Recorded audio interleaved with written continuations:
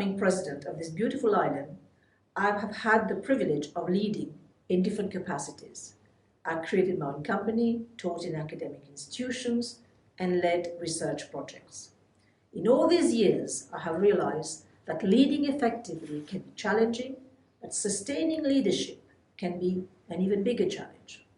In my opinion, leadership is also about the choices you make. I have seen many leaders starting with laudable intentions, but failing, and in the process, lose the trust and confidence that the people had put in them. I have tried to understand this, and I would like to share with you some of my observations as to why this could be happening. In my opinion, one of the causes is the failure to listen and the failure to learn. While some may be impressed with how well you speak, the right people will be impressed with how well you listen. Great leaders are not just great listeners, but they assume a listening attitude. Being a leader should not be viewed as a license to increase the volume of rhetoric. Astute leaders know that there is far more to be gained by surrendering the floor than by dominating it. In this age of instant communication, when everyone seems to be in such a rush to communicate what's on their mind, they fail to realize the value of everything that can be gleaned from the minds of others. The real magic of two-way conversation is that to break the cycle of predictable, ineffective communication, replacing it with fresh thinking and actionable solutions. Listen to your competitors, your peers, your subordinates, and to those that care about you.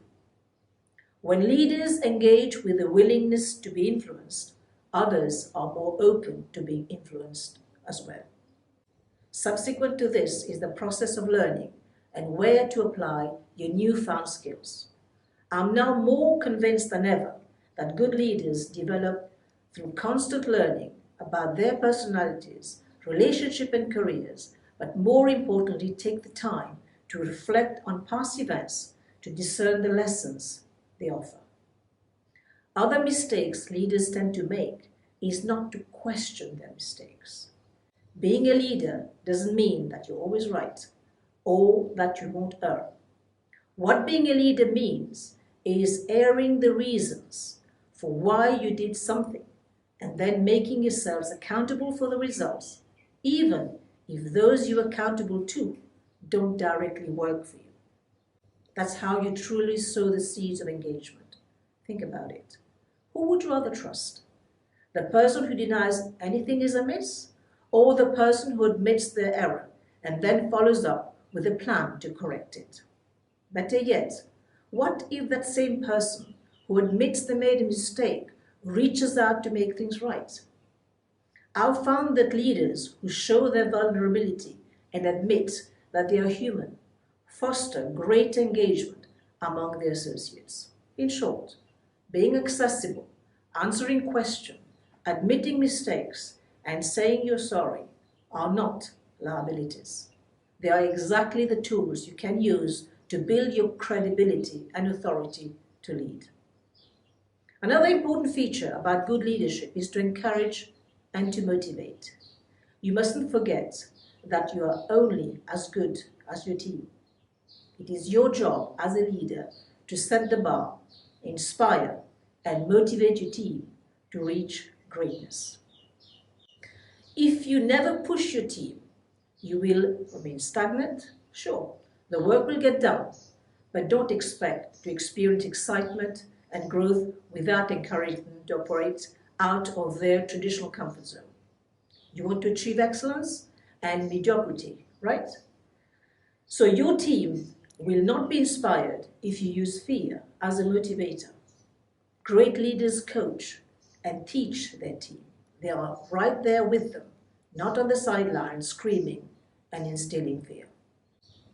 Keep your mind, as well as the minds of your entire team, fresh by holding frequent brainstorming sessions. This inspires and motivates your team to be constantly thinking of new innovative ideas. Great leaders, good leaders leave a trail, and your legacy. Good leaders often go where there is no path, and they leave a trail. We need to ask ourselves how we want to be remembered. We should plant the seeds for living our lives as if we matter. Considering your legacy gives you a compass to help you move with purpose and determination, even in the most uncertain times.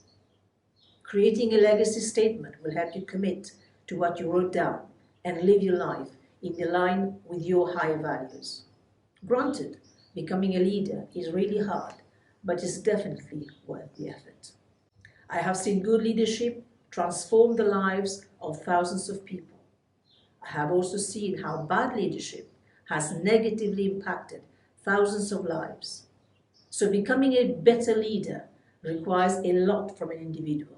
It is tough and demanding, but it is definitely doable. The lessons I have shared with you are in no way the most conclusive lessons about leadership. They are as a result of living a life of leadership over several years, and these lessons made a whole lot of difference in my journey. So make it a habit to listen to the people you're leading, even if you're a leader with several years of experience.